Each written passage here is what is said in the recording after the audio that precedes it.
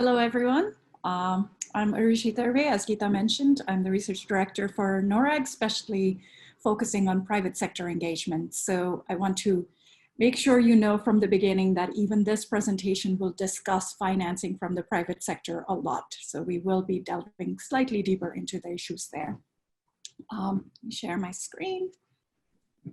And throughout this presentation, we will give space to everyone to engage with us. It is very content heavy, so there will be a lot of information presented, but I will stop periodically to make sure that we are getting questions from everyone. And what I will, sorry, I just realized I'm also going to start a poll that you can be filling out throughout the first part of the presentation. And we will share the responses from the poll soon.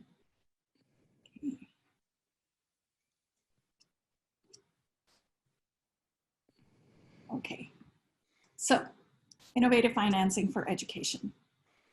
Today, the goal is to help understand what we mean by innovative financing for education, and then to really get into different mechanisms and descriptions of these mechanisms, some that have already been tried in the education sector and some that are proposed or about to start.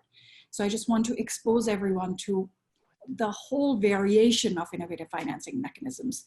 I'm not going to cover everything, but I've tried to handpick some of the cases and some examples that I believe would be relevant to the EAP group here in the KICS Hub itself. I just realized an issue with the poll. It blocks the screen. So I am going to pause the poll for now and put it back on in a few minutes. Okay, I will relaunch it in a few minutes. Okay. Sorry. So what do we mean by innovative financing? What exactly is it? So the basic definition that we use at NORRAG, this is based on the research we've been doing for the past 2-3 years and collecting information from all the different sources and how they define innovative financing.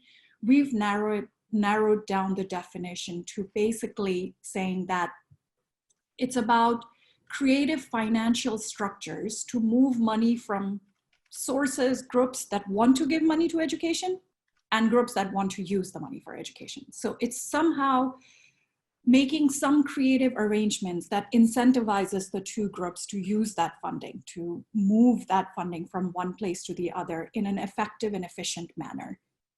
Why do we want something like that? The goal here is to raise additional funds from existing and new sources of funding for education. This is what it means. Oops, sorry. So if you think about all of SDG funding, education gets some portion of it. What we are trying to do with innovative financing is to increase the whole amount of money that's available for SDGs, and then within that, increase the money that is available to education itself. So that's goal number one, bring in more money. Goal number two there is to maximize the efficiency and effectiveness of the funds that are there. So we reduce the wastage that happens when we implement education sector programs. So really make sure that all the money we have is being used to reach the results that we want in education. So that's, in a nutshell, everything is covered by that.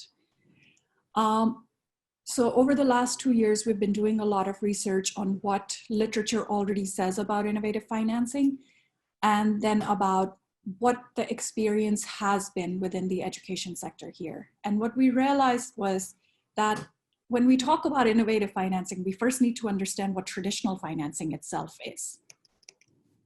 So why is it that we need more money in education? Basically, what Marc-Antoine was pointing out is that we don't actually have enough money to meet the SDG4 agenda of quality education. There's a lot that we need to do. We didn't have enough money even for the EFA goals or the MGG goals, but the SDG goals are even bigger, and that's just not enough money within national budgets at the moment or from international aid to meet the goal.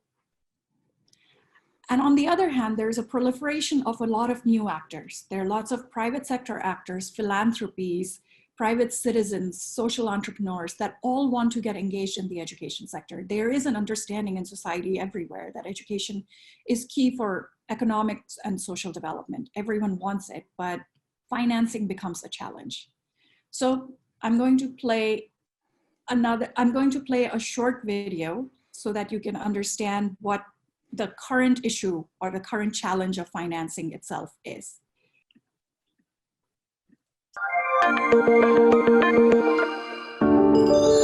Global leaders have committed to very ambitious targets for the education sector to be achieved by the year 2030. Achieving these targets requires substantial increase in the funding for education. But how is education financed? Within the education sector, funds are needed for a range of policies and activities. Operate the education system. Improve quality of education. Для обеспечения того, чтобы качественное образование дошло до всех детей, всех групп, обоих полов, всех национальностей. Religion, or location, or physical and learning abilities. In most developing and developed countries, school education receives a majority of its funding from the government. But where does the government get these funds? A large portion of these comes from the different types of taxes that citizens, businesses and industries pay. In this manner, it is the citizens who pay indirectly for education, even when it's provided for free by the government. Additionally, in most contexts, parents also directly fund their children's education. Typically, in developing countries, some of these funds are further supplemented by international aid. Multilateral organizations and bilateral donors, like governments, provide aid to the education sector in a country in the form of grants or concessional loans. More recently, donations also come from national and international philanthropies. Most countries are committed to spending between 15% and 20% of their government budget on education. However, this has not been a reality in most countries. The global average is still below 15% and has remained that way for the last decade. On the other hand, it is encouraging to see that as a proportion of the national GDP, government expenditure on education has been steadily increasing. Even within international aid, it looks like the education sector receives still substantially lower level of funding than other sectors. However, parents and households are still taking on a major burden of education funding despite the fact that their tax payment should be providing these services to their children.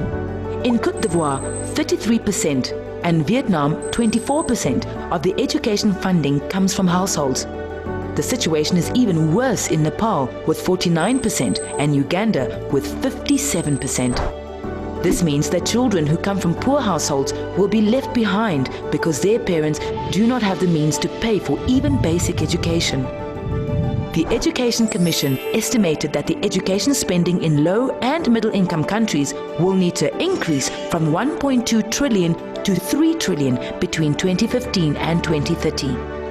To ensure that the burden of funding education does not fall on households, both domestic and international funding for education will need to increase drastically. Interested in improving education financing? Visit our website to learn more. Okay. So that's the condition. That's the condition currently with education sector. We need a lot more financing, but we also need to reduce the amount of money that households are spending, especially on pre-primary, primary, and secondary education. So how do we get to more and better financing? What we really need to do is increase the total amount of government funds, which can be done partially through improving the taxation systems in countries. I will get into that a little bit more later. That's the most fundamental thing because majority of the funding is coming from the national budget. So that is where we need to really focus on maximizing the education funding. So increase all of the government funding and then funding going towards education. Increase international aid to education because as we've seen in the graph in the video, international aid to education has actually not increased as much as it has increased for other sectors.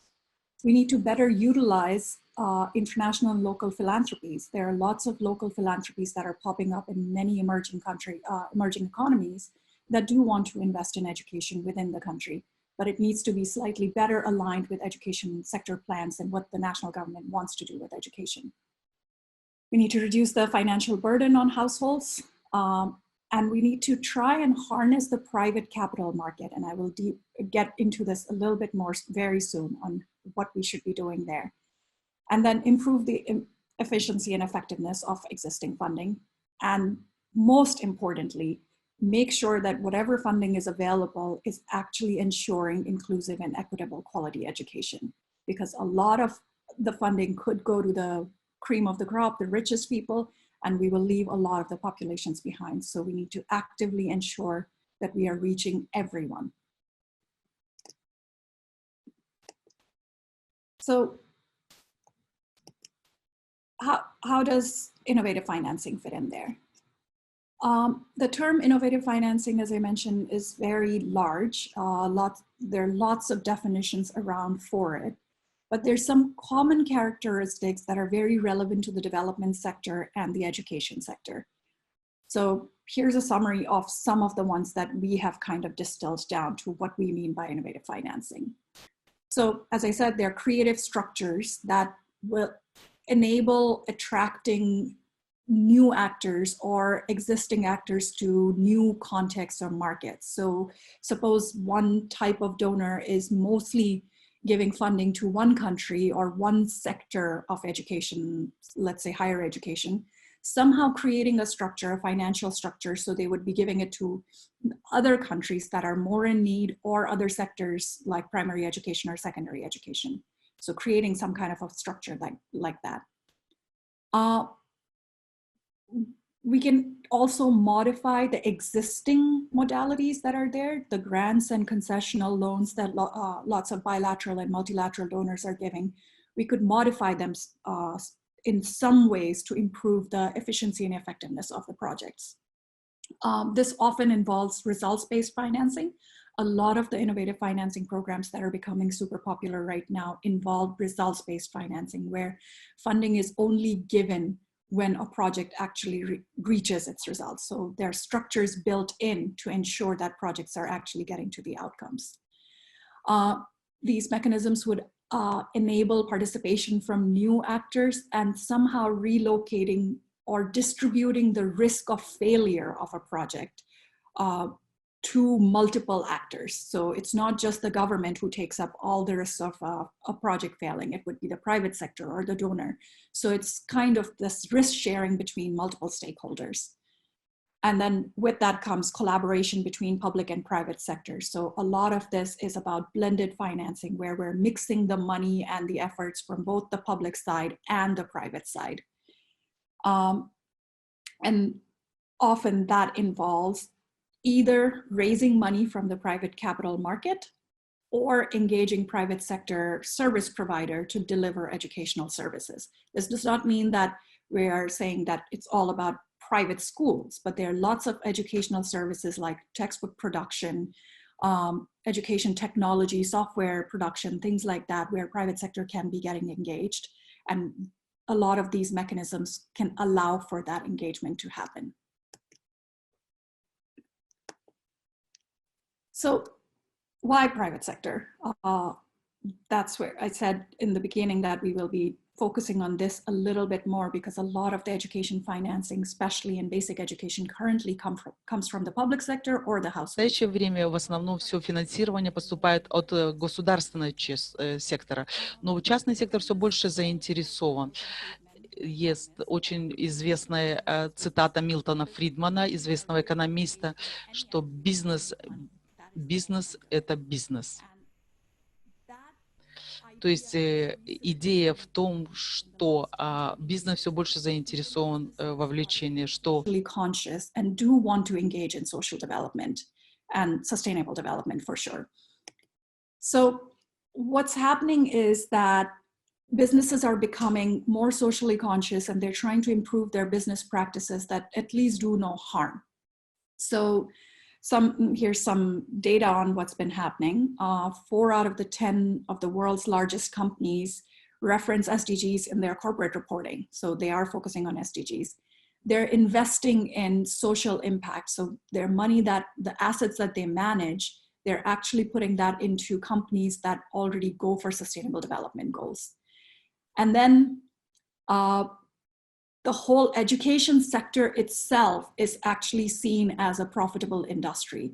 A recent report that was done by Kairos Capital estimated that Africa alone is 16 to 18 billion. A similar report came for Asia as well, and the amount was, I think, closer to 30 to 40 billion. So the education industry itself is really big, and private sector is interested in getting into it. And then on the other hand, there is a lot of money that is sitting in the private global market. So the capital market is estimated to be 185 trillion US dollars in the financial year 2017. If the education sector can get even a tiny little bit of it, that will really help fill that 1.8 trillion gap that we have for SDG4. What we can do is blend in public sector funding, whether it's donor funding or national government funding, with these private sector funding. And a recent trend is that the blended finance is actually growing by 20% every year, whereas official development assistance, international aid, has been only growing by 3.4%. So there's potential there.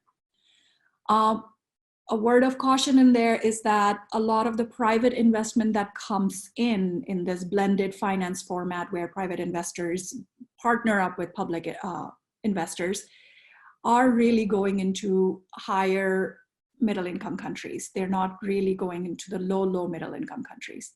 But it is possible to move some of that private sector money into the upper middle income countries or low middle income countries, and use the public funds for the low income countries when it comes to ODA. So at the moment, a lot of this blended finance, the private capital, typically goes to infrastructure projects. They don't go to education.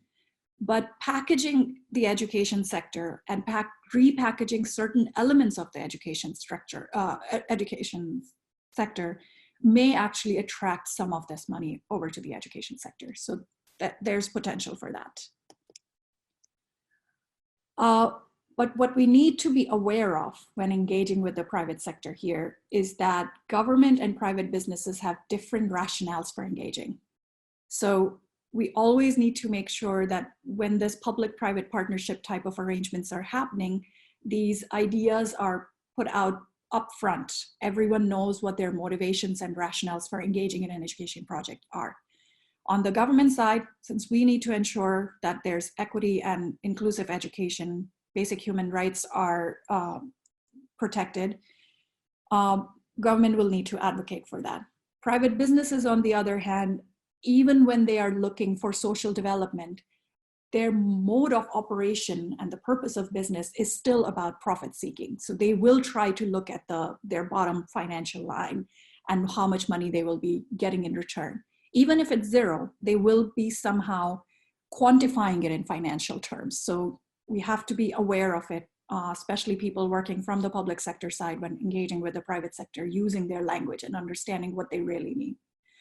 On the other hand, private sector will also always focus on improving efficiency and effectiveness because they want to maximize where the dollar is going and what results we are getting.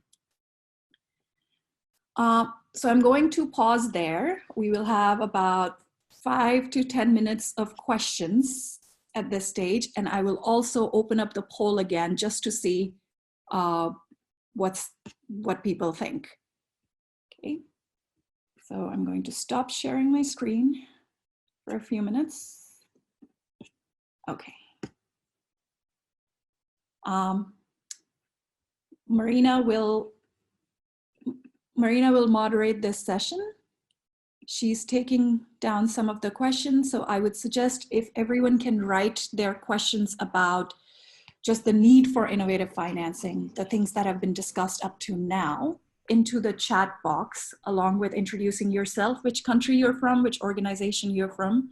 We will select out some of these questions and I will answer them. And for some of them, we might actually give you the floor to ask their question.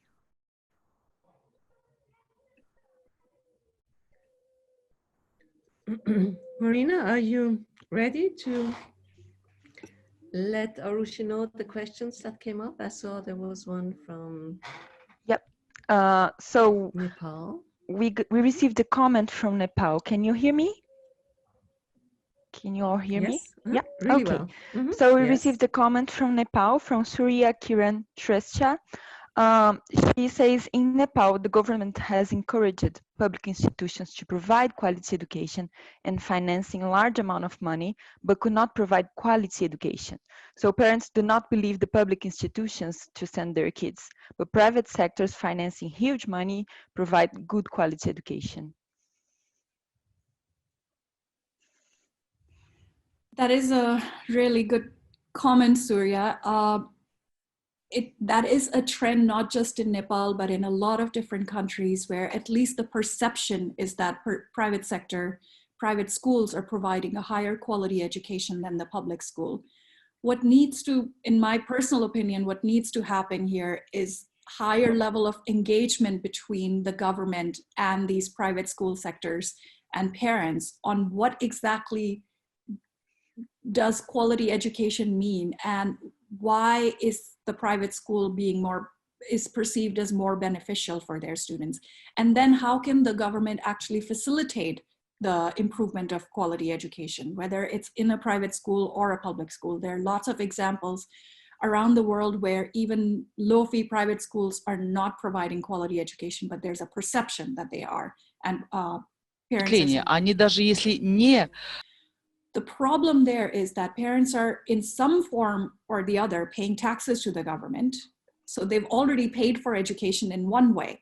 And then on top of that, they're paying fees to the private schools to access further education. So in the video, you might have seen that the National Education Accounts data showed that in Nepal, around 47% of the education funding is actually coming from parents. So households, when you calculate out the cost of education, households are actually contributing about 41%, or I think it's 47%, it's one of those. That's a very high amount. The governments should be trying to figure out how to decrease that while maintaining the quality of the education. And I think related to that, Rushi, we also received a question from Dr. Fatih Aktas from Turkey, teaching fellow at the University of Edinburgh. And he wonders if it's not too risky for private sector to invest in education as they are more profit driven. And also wonders if there is any innovation in public finance, including tax reforms. Absolutely. So let me answer the first question. Yes, it is risky to engage private sector in education because we don't always know the motives. So when we engage with them and there's an open dialogue on why they're getting engaged or why they want to invest in education, and start actually having the dialogue of what that profit margin is and what they're trying to achieve with that on the education outcomes side of things, there is a possibility to reduce that risk. One of the things that can happen on the private sector side is funding innovation. There's very high risk for the government to fund innovations. Private sector, on the other hand, expect that they might be able to make a lot of money if, suppose, I'm just going to give an example of an educational technology software. If a social entrepreneur develops an education technology software, the early stages of it are too risky for the government. It could fail really badly. However, the private sector is much more interested in investing in something like that because they know that once that technology is developed and it actually is producing results, there will be a lot of people there to buy it, whether it's the government that buys it from that social entrepreneur or parents directly buy it from them. There's a huge margin of profit. So we can allow the private sector to make that investment in them in the early phases, and then the government could potentially buy it at a lower rate from the private sector and still allow them to sell it to others. So there are ways to share that risk. Trying to remember the second question. Yes, tax reform. There are examples of tax reforms in many different countries. One of the most concrete examples that comes to my mind is in India, where there was an earmark tax. It's changed in recent years, but there was an earmark tax on income for everyone, where 2% of your income tax directly went into the education sector for the government. So people they were happy paying that 2% because it was such a small amount and they could directly see it impacting their child's education. So they knew concretely where their tax was being used. So the whole tax reform was actually very successful. It wasn't expected, but it happened. So I think there are lessons that we can learn from different countries in there. Okay, next. Okay, so I will now ask Maybe one Natya. last. Yeah, I will now ask Natya Prashivli from Georgia to make her question orally. I think it's really related to what we were speaking about, Arushi. Natya, would you be able to make your question to Arushi?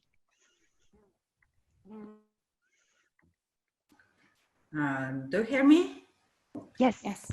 Once again, thank you very much for the presentation. It was very interesting. My question is about the social responsibility and public-private partnership. Can you tell us more about the benefits and the role of social responsibility in the financing of education, inclusive education? So there are actually two, if I'm understanding you right, there are almost two questions in there. Yes. One is about the role of public-private partnership itself and how public-private partnership can benefit the social responsibility and inclusive education projects. Yes. Okay. So I'm potentially in a minority about the term public-private partnership at this stage in education. So usually in non-education sectors, infrastructure, energy, things like that, the term public-private partnership is a lot clearer, where a government entity signs some kind of a contract with a private entity, whether to finance a project or to deliver the project. Whereas in education, we've kind of expanded the term a lot more. Anything where a public entity and a private entity are coming together for the same goal is considered public-private partnership. There are lots of ways to do it, and it's just too flexible. So there's one example of public-private partnership in Liberia, and I think we do have somebody from there, and if they can explain it better, it would be great. But in Liberia, their government tried out this program where they contracted out a few private providers to provide education for free at the primary level for a few years. So they took over the management of schools, certain schools. And it was a big experiment to see if having a private provider have the full freedom to run the school would improve learning outcomes. And in some cases it did, and in some cases it didn't. So it really depends on case by case on what the motivation and what the model of that private provider is that will make it successful. On the other hand, what is missing often is the legal part of it. So where the public sector is really weak is often in designing those contracts to ensure that that risk of public-private partnership, both on the results and on the finances, are actually shared in true terms. So there needs to be a lot of legal expertise that exists on the government side to really negotiate a contract where the private sector is incentivized to provide this. I'm going to provide one example from Nepal on this. In Nepal, there's a results-based financing program where the government is just financing a bunch of social entrepreneurs to provide employment training. And they've incentivized it where the providers need to make sure that the students actually get jobs afterwards. So they don't get the full payment until students actually get the job. And then there's another layer of incentivizing where they get extra money if they're training more women and if they're training more populations from minority groups. So there are incentives built in, but that's a huge legal contract that needs to be done on the government side. So it's possible, You just have to have experts evaluating that. Thank you, Arushi. Thanks. I'm going to... Arushi, I think you need to move on. Yes, so I'm going to actually, before going on to the next set of the presentations where we discuss specific mechanisms, I'm going to share the poll results with you. The results are very interesting to me. Here. So what we see is that I'm glad to see that a large majority of you have at least heard of innovative financing before, and you've actually read and attended presentations before. So that's fantastic. And some of you have, at least one person has either developed innovative financing mechanisms or is implementing that. So that's fantastic that in the group, we already have very knowledgeable people.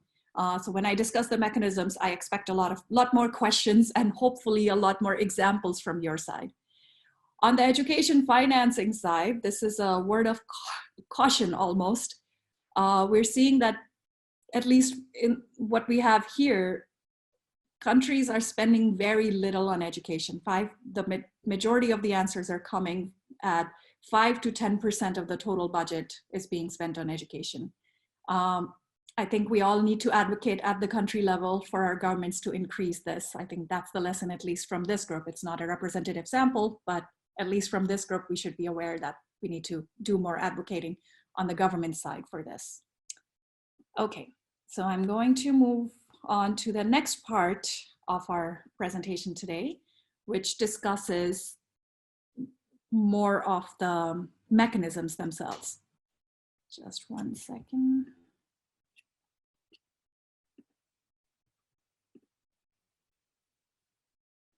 Okay, so innovative financing mechanisms are not exclusive to any one stakeholder group. Anyone can use it. And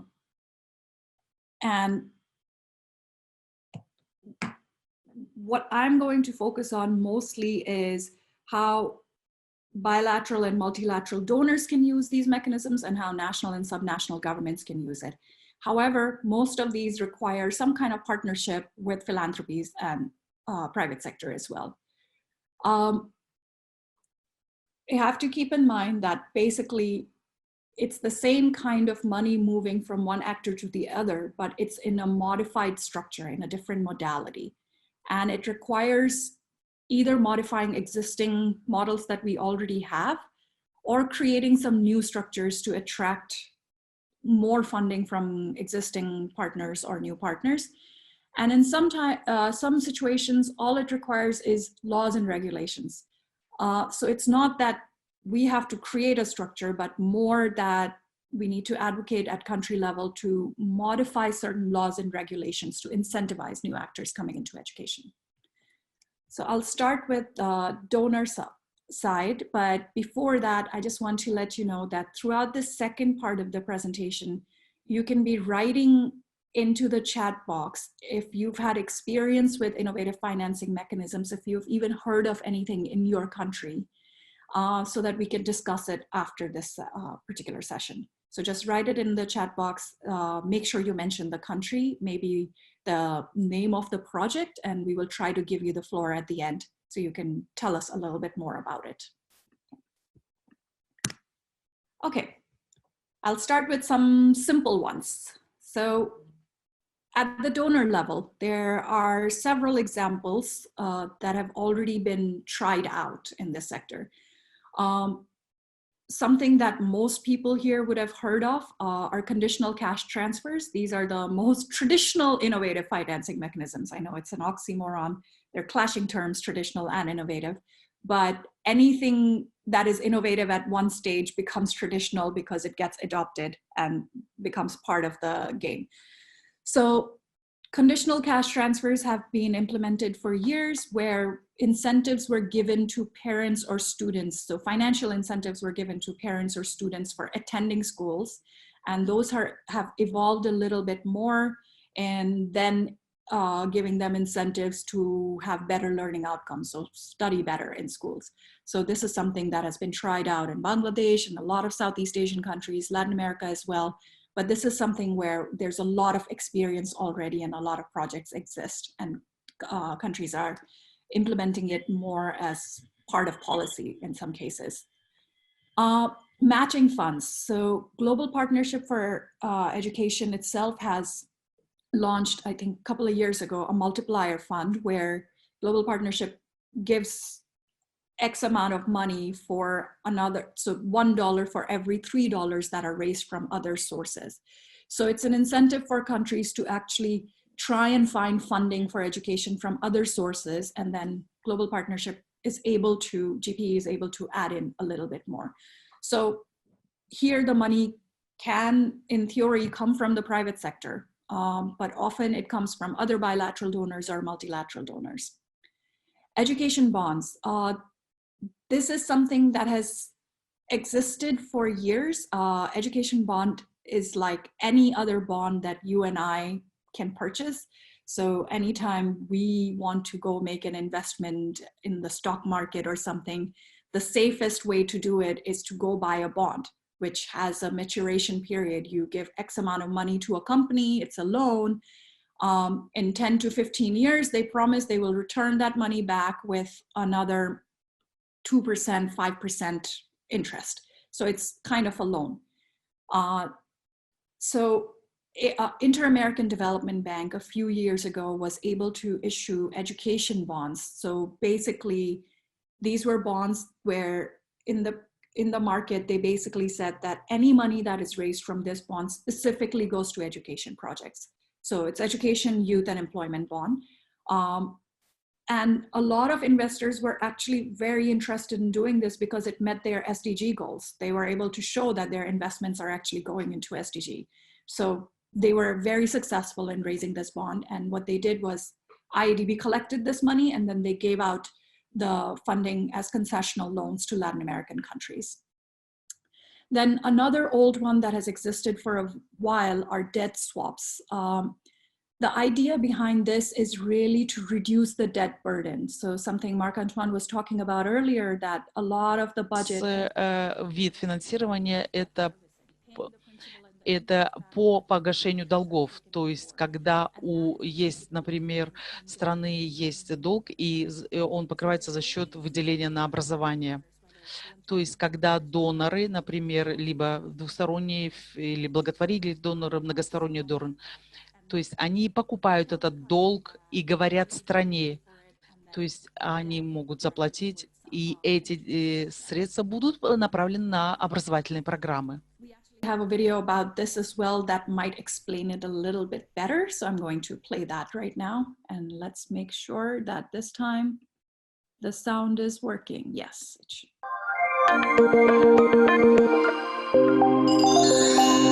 A debt swap can play an important role in filling the gap in funding for education. Oh, if you never heard of a debt swap, you might have heard of other terms that are variations of its basic form. Not really? Hold on. Let's look at an example of how this financing mechanism can play out in the education sector. Our story has three main characters: country A, donor A, and donor B. Let's say that country A takes a loan from donor A for an infrastructure project. This loan enables the infrastructure project to take place, but country A ends up having a part of its already restricted domestic revenue directed to the repayment of the principal and interest on the loan. This limits even more its capacity to fund social development. This is where donor B can help. Through a debt swap, he can buy down all or a part of country A's debt. This donor can buy the interest or the principal of the loan, or even both. By doing it, donor B releases country A from all or some of its future debt repayment obligation, generating fiscal room to maneuver and invest in social development, including education. An agreement is created in which donor B sets the condition that country A uses the funding that would have been used in debt servicing to fund an education project. Instead of paying back the debt to donor A, country A uses the new additional fiscal space to invest in strengthening its education system, achieving the Sustainable Development Goal 4 on quality education for all demands both domestic and international funding for education to increase drastically. Through a debt swap, wealthier countries can contribute to the collective effort of filling the gap in financing. Interested in improving education? Okay. So that was just an explanation of one of them. So a debt swap, a successful one, was done in the mid-2000s between Spain and a bunch of Latin American countries. There were some successes, some failures. So it was about, I think, sorry, I'm going to go back. Yeah, so it was Peru, El Salvador, Argentina, Ecuador, Nicaragua, Paraguay, and Bolivia. And there's some literature about it. You can actually go to our website on the cases, and there's a case study on this itself, explaining how the swap actually worked, what was really happening, and then where it was successful and where it wasn't. Okay.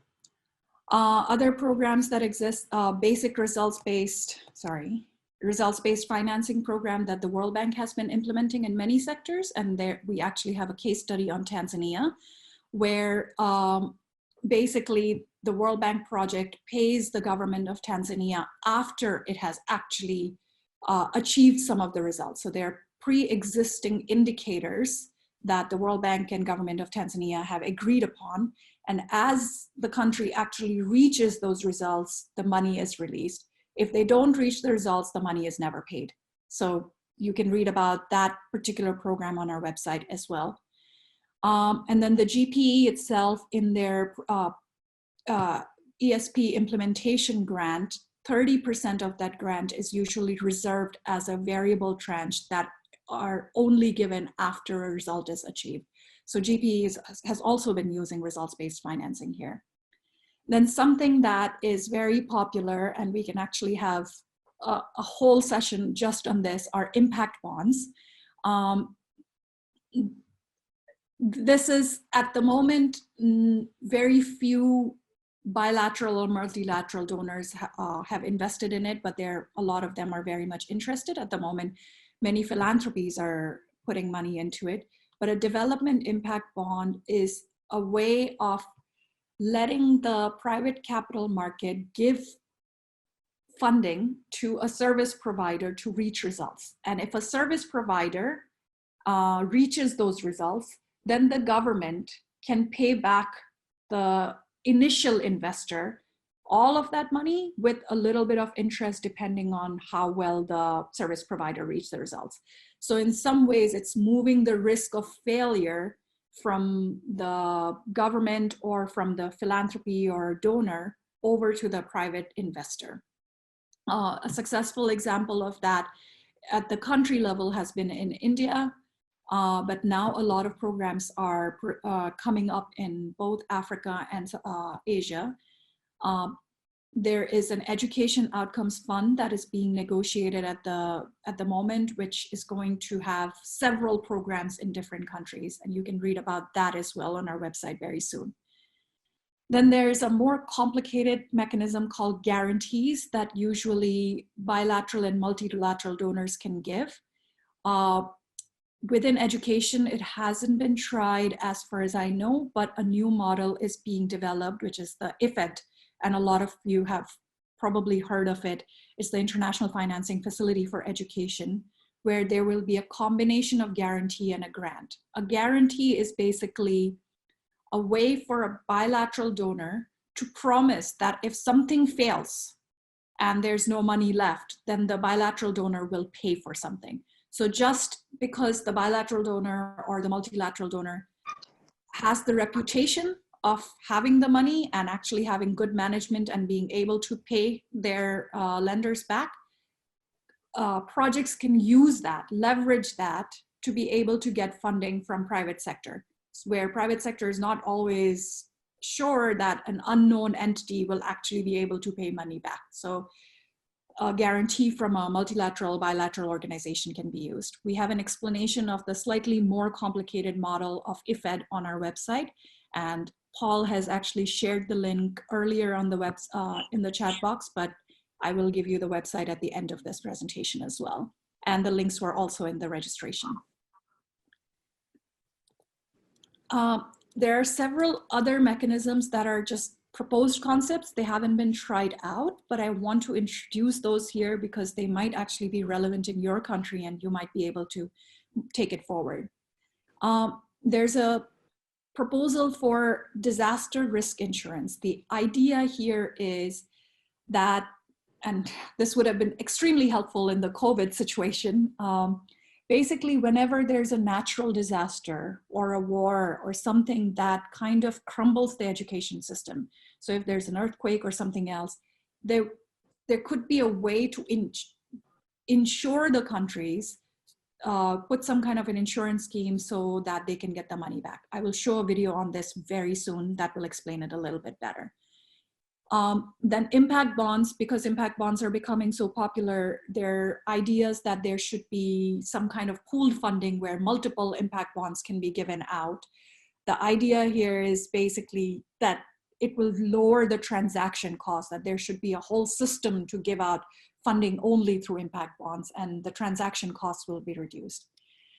Then there's something called a advanced market commitment. I'm actually going to skip over that one, but there's a video about it on our website as well that you can look at later. I'm just trying to keep an eye on time. We do want to share questions from you later. But here's a quick video on disaster risk insurance, which you may want to think about implementing in your country.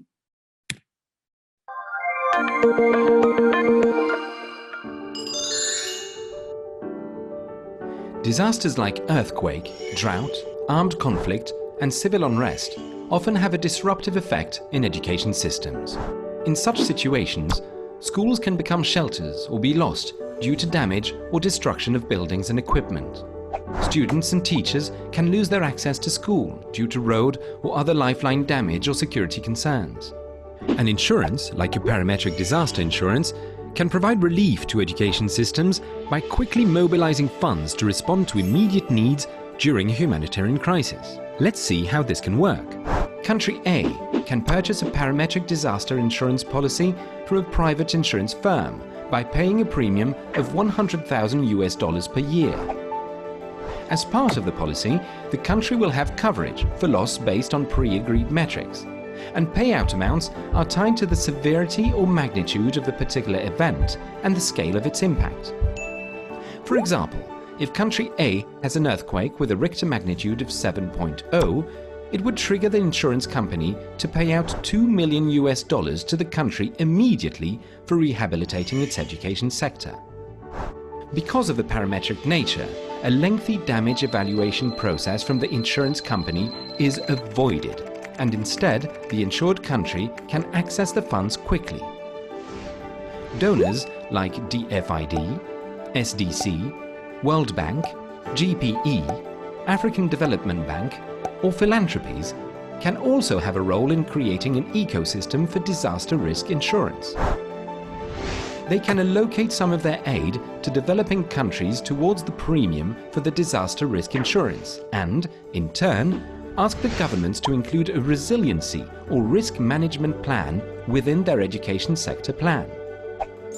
Since education is often deprioritized during crisis situations, a disaster risk insurance with donor funding could alleviate the problem. Through it, early and targeted financing for education could be immediately leveraged in the occurrence of a humanitarian crisis. Interested in improving? Okay, so now that's starting to get a little bit more to the country level mechanisms. So let's discuss that. At the national government level, I cannot emphasize this point any stronger, but the first step is really to maximize the tax revenue itself. There's a huge issue of many countries not being able to capitalize on the tax that they can raise. So as a first step, we really have to look at that, where the whole country needs to maximize its tax, and then it needs to be directed towards education at the proportions that have been globally agreed upon. So I had, in the question answer session, I'd mentioned the earmark tax in India. So 4% of the tax was actually going, so 2% to education and 2% to health. So they were directing it to that on income tax. there is a group that is developing a lot of material on tax justice to ensure that the right people are being tapped and taxes are coming from the places that should be taxed and are not avoiding or evading taxes in countries. There's a problem that most of you are aware of where multilateral companies are registered in one country and not paying taxes in the countries that they operate in. So something like that needs to be fixed a lot more so that the economy that's happening in the country is actually tapping into the money that should be going into the taxes. Then another thing that has existed for a very long time but is becoming more popular and is showing some evidence in education is directing corporate social responsibility funds towards education. Corporate social responsibility in general is when a company dedicates some of its profit over towards doing social programs. So they could set up a philanthropy, a trust, or something like that, and give out grants to social programs. Most of the time, this is just something that companies do on their own, but there are examples of countries that have created laws and regulations that kind of encourage countries to do that. So in India, it's actually a law that every country of a certain size has to spend 2% of its profits over to social programs, and government has listed what type of sectors qualify for these social programs, and they require them to report, and they're penalized if they don't actually make this investment. The case of South Africa is slightly different, where the laws and regulations more incentivize companies to do this rather than mandate them. But what ends up happening is a lot of times they're not able to register on the stock exchange if they're not able to show the report on how they've contributed to their social responsibility. So these are some laws and incentives that other countries can learn from and start introducing, especially with more and more economic development happening and more private sector companies coming into these countries. We need to start thinking about how to make sure that governments are incentivizing the companies to be more socially responsible, very much in line with the question Natia had asked earlier. Okay. Then another thing that countries can be doing beyond maximizing the taxes and then tapping into some existing funds that are in the country is maximizing the private sector investment. So I don't necessarily mean the fees that parents are paying to schools, private schools. I really mean any of the investments that private citizens want to make into their own country, but not as a donation, but somehow get some kind of a financial return on that too.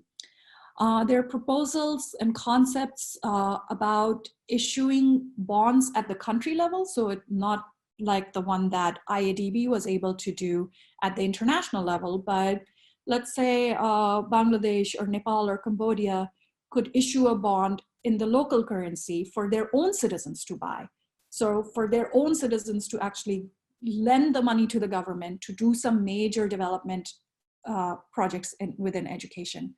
Or people who are living, citizens who are actually living outside of the country, often diaspora, people who live outside the country, are interested in making financial investments in the currency of their home country. So there could be bonds that are issued and directed towards those diaspora. This was done previously in India and Israel, and they were very successful bonds where people who were not living in India and Israel, but either were citizens or of that origin, bought those bonds, and the governments were able to raise a lot of money. These people are more, they are more able to take the risk of local currency fluctuations. So they're a good target audience for this. And what this kind of a thing does is, it is a loan. It has to be serviced back. So it does increase the debt that the country is in. However, this kind of debt is able to... Может быть, это увеличивает долг, но такого рода долг и на самом деле... New schools, setting up a new higher education center, things like that, that requires a lot of money right up front.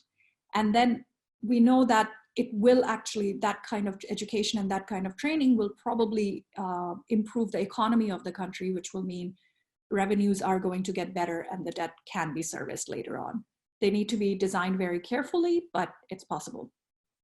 Another one where you can monetize on private citizens is something with remittances. A lot of data is showing that immigrants that move from one country to another send money back to their home country. And a lot of that money is actually being used for education. They often send it back either for their own children's education or for their cousins, nieces, and nephews. And that is happening in an informal way. Governments can look into incentivizing it in some way where there's some kind of a subsidy or a tax relief or something if that money is spent on education in the country. So making sure that we could move it from, like, say 40% of that money being used for education to maybe 55% of it being used for education. So creating some kind of incentives there.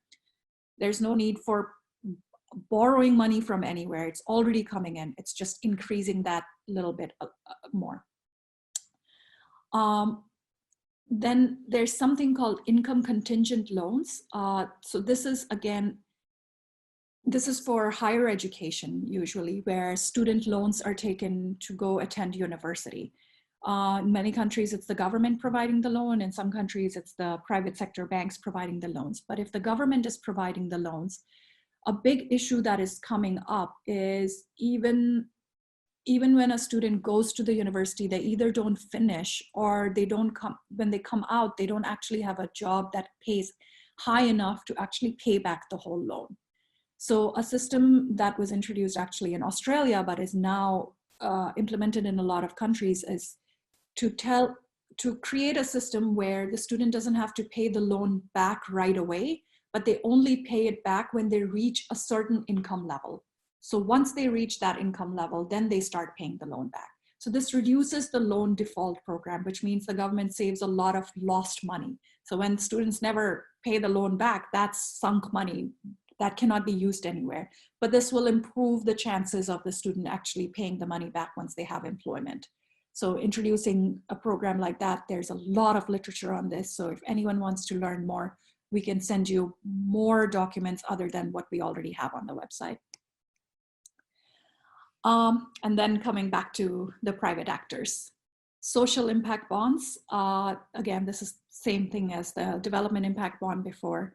Basically, the government promising a private investor that if they invest in an education program and the education program is successful in reaching certain results, then the government will pay back the private investor the amount of the principal, the main money that they borrowed, and a little bit of interest to go with that. This actually helps the government in two ways. One, they don't waste money on failed programs. And two, it allows you to defer the costs of those programs in initial years. So you only start actually paying for it in maybe year 2, year 3 or something. So in your year 1, you haven't actually invested in the program, but the program is already going on. So it helps you defer the budget costs. Then there's something called income share agreements. And I will show you a video on that very quickly, but it is also a student financing program. So basically giving money to students to go for higher education. And the idea behind that is that the government doesn't have to give the money. They can actually create systems for private banks to be able to do that. This will require changing up some of the laws and regulations in the country. So here again, the risk of losing the money of a student defaulting and paying or something is moved over to the private sector. And government does not have to invest as much money in higher education, that level, and that money can be freed up to go towards pre-primary education, primary and secondary education. And then governments can start potentially subsidizing microfinance and impact investing. I will show a video on microfinance later, but I'll explain impact investing very quickly here. It's a large term, but basically it's private sector investors wanting to put money into programs that have some kind of a social outcome. Their motivation is usually to get some kind of a social outcome, so some social development happening, but they also want their money back. So they want some kind of a financial return at the end of it. So there are lots and lots of different ways of doing it. We have a couple of examples on our website, and there are a few more case studies coming up on this that you should be looking out for.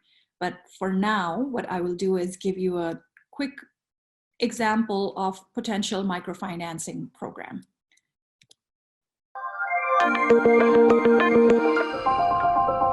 Oh, sorry. Many countries are facing an education financing dilemma.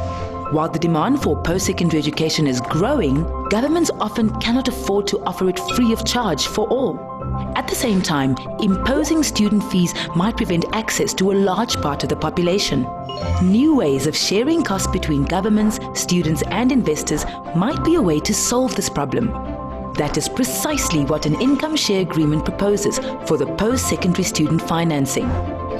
With an income share agreement, also known as human capital contract, an investor lends capital for the student to pay for a post-secondary degree. The investor can be a for-profit or non-profit private organization, a government, or the post-secondary institution itself.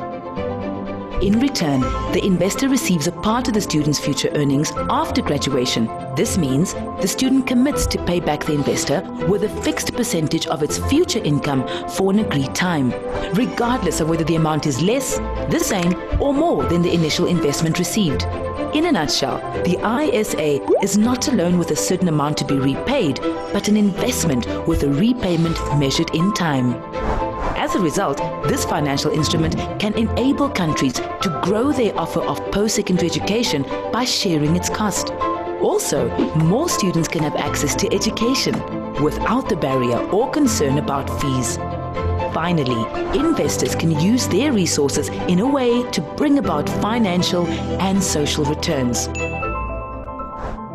Interested in improving education financing? Visit our website to learn more.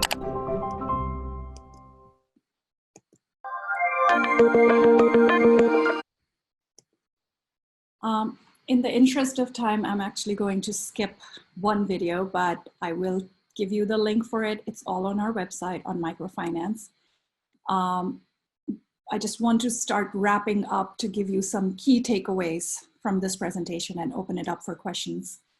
So what we've been discussing mostly is that there is potential for innovative financing to improve education financing. So it can bring in additional funds from new sources. It has in some cases, but we don't have the calculations exactly on how much it is. It can allow for at least upfront capital, even when mechanisms are about borrowing money. It can at least give you upfront capital for private investors rather than bilateral and multilateral donors under concessional loans. It opens up a whole new market to allow for that. Some of the mechanisms can help you defer the payments for education sector to a later date. So projects can start happening, but the government doesn't have to pay for it right away. It will pay for it at a later stage. And then it allows for a hybrid system where both public and private sector can be engaged. Some things in education can have a market-based solution. So in those cases, private sector can get involved. And in other situations, it's really the government's responsibility to ensure that every citizen is getting good quality education. So finding that balance and finding those smaller pieces within the education sector is what's going to make innovative financing bring in more money and bring in new actors into the sector. But along with that, I would say we should proceed with optimistic caution. There's potential for it, but there are things that always have to be kept in mind before engaging in these types of models. Trying any mechanism, one has to be very clear about what is the problem that the mechanism will solve. So it's not about hearing about an interesting mechanism and just applying it. It really has to be about what is the exact problem in that country, in that context that the mechanism can solve. So let's not run for the solution, but really look at the problem. Another issue is because these mechanisms involve multiple actors at the same time, all stakeholders will need to be open and transparent about what they want to achieve. It's not that a private sector company would come in and say that, yeah, we agree with the public sector goals, but in reality, their goal number one is profit. So everyone needs to be transparent on what their primary goals are and how they're aligned with each other. And with that, there has to be a balance between maximizing profit and managing equity in a country. This all requires a lot of expertise for all the people who are on the negotiating table. You have to look at the context, and everyone needs to be able to speak the same language with each other, which is one of the main reasons that NORRAG is involved in developing educational material and doing research in this area, because we want to bring all the sides together and give everyone a shared language to use on this. So education sector people, we will need to understand finance a lot better. And for finance people, they'll need to understand the challenges and goals and aims of education sector a lot better. And then both sides will need legal expertise to really figure out the financial regulations of the country, because they are very strict and sometimes don't actually allow for a lot of these mechanisms to function. And then this cannot be stressed more. There's always need for a lot more data and research. At NORRAG, we are committed to researching the experience of innovative finance. We are doing a lot of case studies. Wherever we find something where a mechanism has been tried, we try to talk to all the stakeholders about their experience on how, both the design and the implementation of the mechanisms. So if you have ideas to do more research, please reach out to us, and we try to make all of this information publicly available to everyone.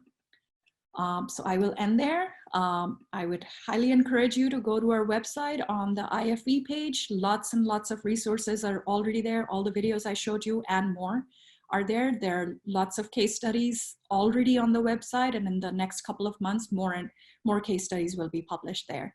And there's an extensive literature review that's on the website as well for you to learn about what data and what empirical research already exists on innovative finance. So I will end there. Thank you.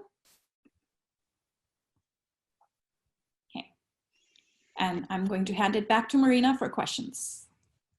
Okay, sure. So we received during the session a first question from Katarina Jake from Switzerland, and she asks if we know any examples of innovative financing in Tibet. Yes, actually we do. There's a case study coming on it very soon. So in Tibet, there's a program that is implemented by Helvetas, which is actually a Swiss organization in Nepal. And we have a case study coming in about it being implemented in Ethiopia.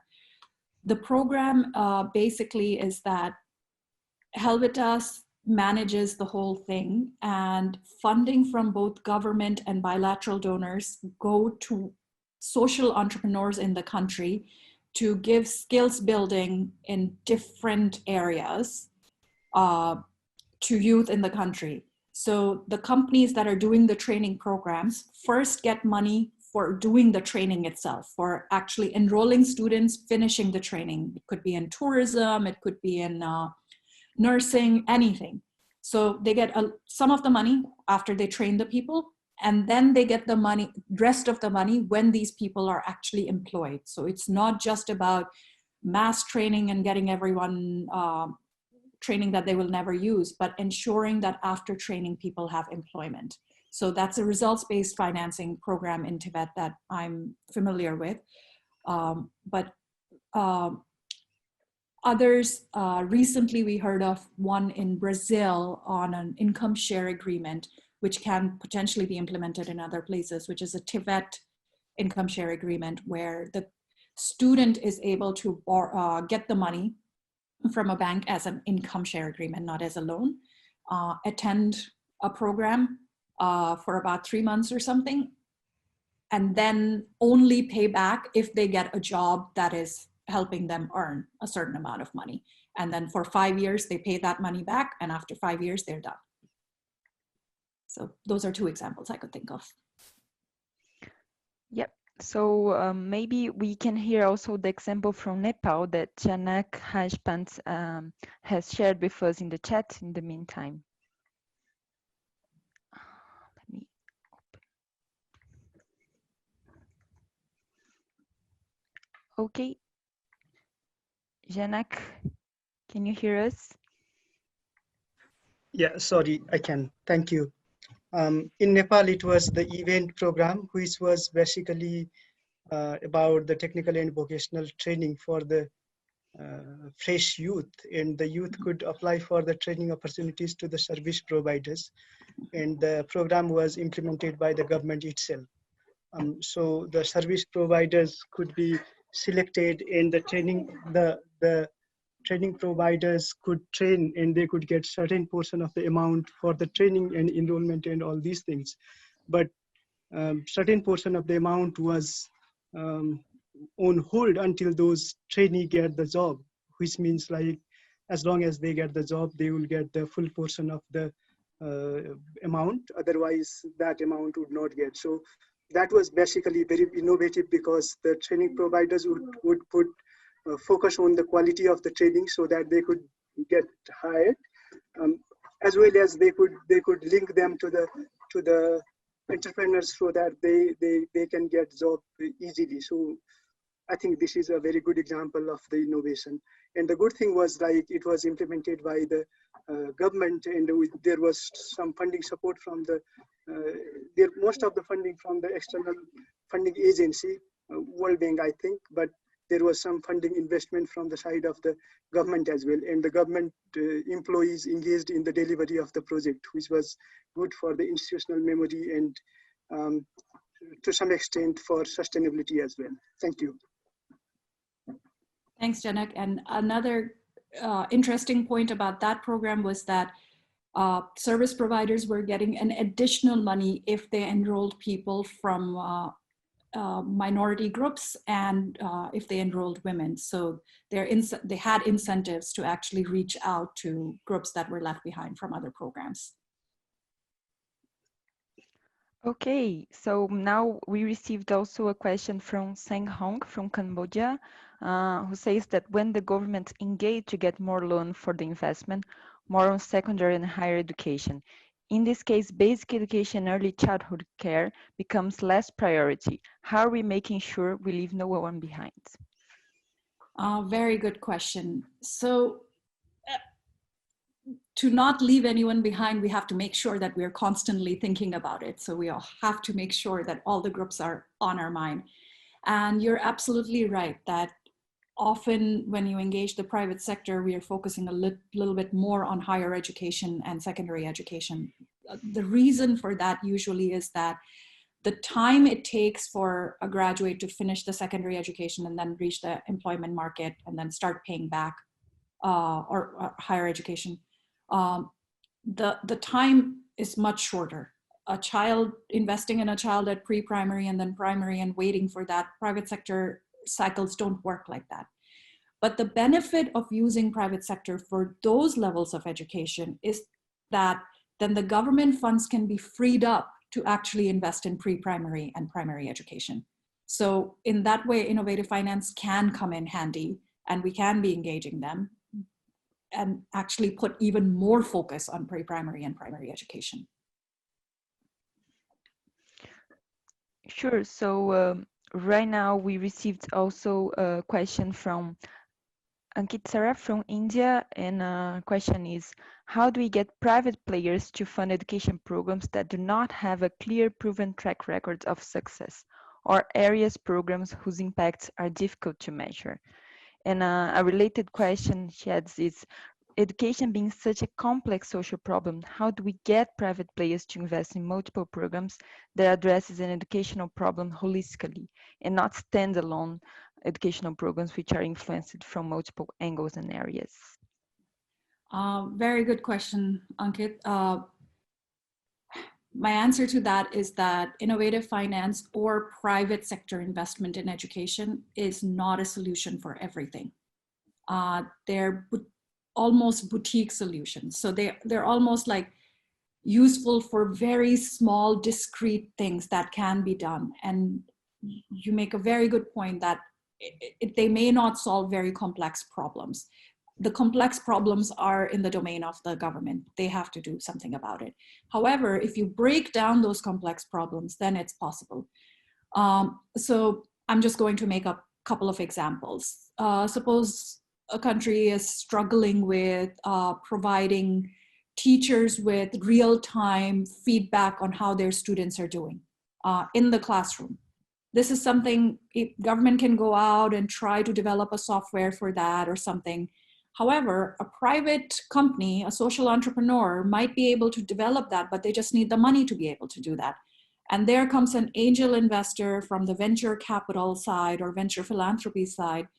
They can take the risk of the social entrepreneur developing that program.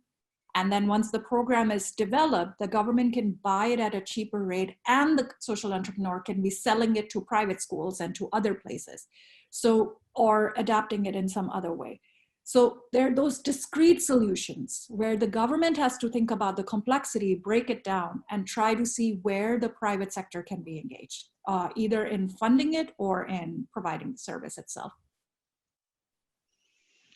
Okay, so maybe now we want to, Joe De Silvio from Volta Capital has just shared the experience of Volta Innovative Financing for Education. Maybe we want to hear from Joseph on that. Joseph, would you be able to say a few words? Yeah. This is Joe De Silvio. So yeah, indeed. So I shared a comment here. We at Volta Capital this is one thing we do quite a lot of, and we're deep in this innovative financing space, especially in education. And so just to say, probably not enough time on this session to get into depth. And like Arushi said, I think we could do an entire session on impact bonds, for example. But we are the manager, the bond manager and intermediary on a social impact bond in South Africa that focuses on early childhood development and improving that in non-center-based context. We've actually been operating now for almost 3 years, and we're almost done with the first round of this and looking forward to doing a scaled up version. And so that's been an interesting example of exactly what you're talking about, of bringing together outcome funders, which are the government, in this case, of the Western Cape province of South Africa, plus a private charitable trust as outcome funders, and then having the upfront funding coming from investors in the private sector. So a lot of interesting learnings there. And on all this, just to say, I'd be happy to contribute to a case study if that would be useful. I think all the ones you have up on your website are very interesting already. And so that's one. And then the other is in Kenya, we operate a social revolving fund that gets to some of the points you were making about income contingent loans and income sharing agreements. And so what we do there is offer affordable loans to low and middle income students, as well as training to help improve that linkage to employment. And we're now in the second year of that one. But another one that would be happy to discuss more in depth if people have questions, or on another call potentially going forward, or as part of a case study. But thanks again. This has been a really, really interesting and quite comprehensive overview. So thanks. Thank you, Joe. I should just let you know that we are in the middle of doing a case study on the South Africa Social Impact Bond with University of Cape Town. So they are already in touch with Volta, conducting the case study. Hopefully in the next 2 months, it will be published on our website. Great, wonderful. I actually, related to that, I actually wanted to bring up a point that Fatih Akhtas has made on the chat that really hits some of the key points on what research is really needed, what data is really needed in this area. Fatih says, I wonder that, is there any evidence regarding the effectiveness of innovative financing for education? Also, I wonder that even if innovative financing for education is not about privatization, it adopts private management techniques to fund education. And how could that have an impact on education policies? May lead to more narrow or instrumental focus on education. These are some big research questions that we are attempting to grapple with at NORRAG. So the question on the effectiveness part of it. So individual programs by design, because most of them are some kind of a results-based program, actually have some kind of study built in to measure the impact, the effectiveness of the program itself, because a lot of times the payments are triggered by that. So individual programs on their own, individual mechanisms, we can say something about it. But as a whole, this whole area, this whole idea of trying to bring in these creative structures into education, we don't know what the effectiveness of that as a whole is on the education outcomes, or even on how much additional money is actually coming into the sector. This is a big research project that we would like to undertake. So this is a big research question that needs to be answered at this point. And your issue about how innovative financing is not just about privatization. Some of it might be privatization, but a lot of it is about bringing in those private sector practices, business principles, management principles. And the idea, we don't have the evidence for it yet, is that that is what makes these types of mechanisms more effective. We don't know the answer to that. Individual projects have it, but as a whole, whether any of the mechanisms, the design of the mechanism itself lends to it, or if it's just that particular project, we don't have the answer to that yet. But I encourage everyone to get engaged in this type of research so we do find out what the reality is and we can start implementing the lessons learned in our countries.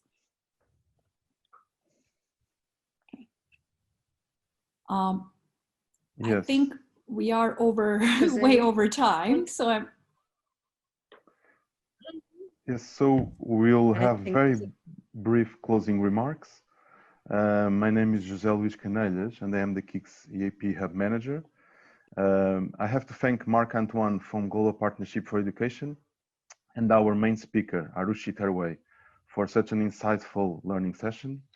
My appreciation also to all participants for their positive engagement, for their interest, and also to our Russian language interpreter who has been working hard in the background, Elita Azankulova. Of course, our appreciation goes to Global Partnership for Education and the International Development Research Center from Canada, who make this KICS project a reality.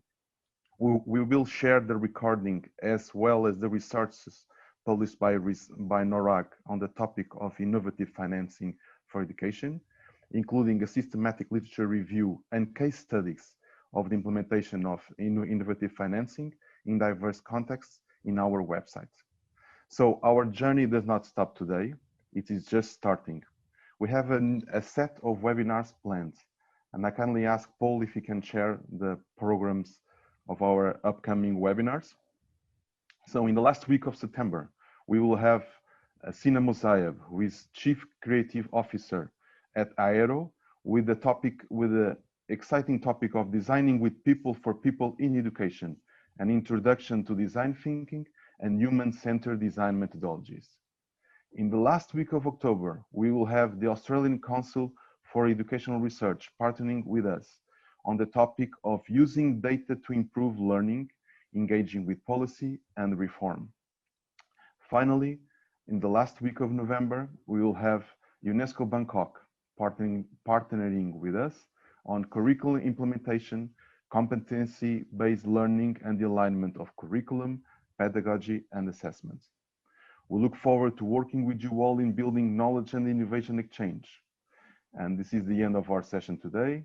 All participants are invited to fill our evaluation survey. The link has been shared now in the chat, and also we will share it by email with all participants, alongside with our contact details. Thank you very much, and we look forward to seeing you in the upcoming activity. Thank you.